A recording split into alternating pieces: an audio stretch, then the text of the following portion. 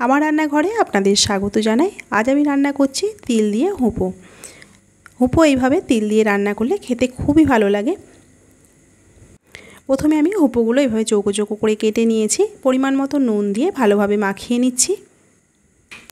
আমার এই রেসিপি যদি আপনাদের ভালো লেগে থাকে অবশ্যই লাইক করুন আর আমার চ্যানেলটিকে সাবস্ক্রাইব করুন। বেশ কিছুক্ষণ সময় নিয়ে আমি নুনটা মাখিয়ে নিয়েছি। এখন কড়াইয়ে দিয়ে দিচ্ছি সর্ষের তেল।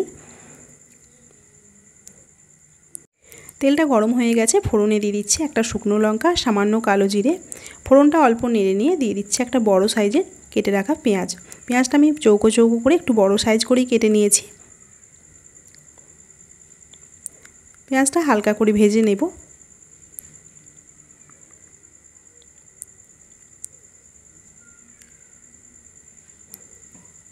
পেঁয়াজে হালকা লালচে কালার এসেছে। এখন আগে থেকে নুন মাখিয়ে রাখা হুঁপোটা দিয়ে দিচ্ছি। হুঁপোটা নুন মাখিয়ে রাখায় অনেকটা জল বেরিয়েছে, জলটা ঝরিয়ে আমি দিয়ে দিলাম। এখন গ্যাসের ফ্লেমটা মিডিয়ামে রেখে আমি হুঁপোর গায়ে লালচে কালার আসা পর্যন্ত ভেজে নেব।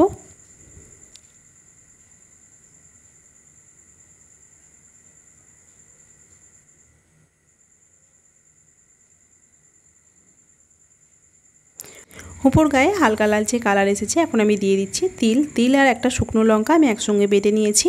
আপনারা যেমন ঝাল পছন্দ করবেন লঙ্কার পরিমাণটা সেইভাবে দেবেন।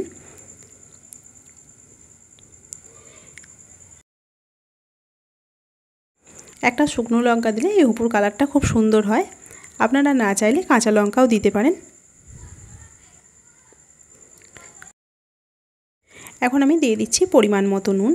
হুঁপোতে আগে থেকে নুন মাখানো ছিল, সেটা খেয়াল রেখে আমি নুনটা দিয়ে দিলাম। একটা কাঁচা লঙ্কা ভেঙে দিয়ে দিলাম। এখন গ্যাসের ফ্লেমটা মিডিয়ামে রেখে একদম ভাজা ভাজা হয়ে আসা পর্যন্ত আমি রান্না করে নেব।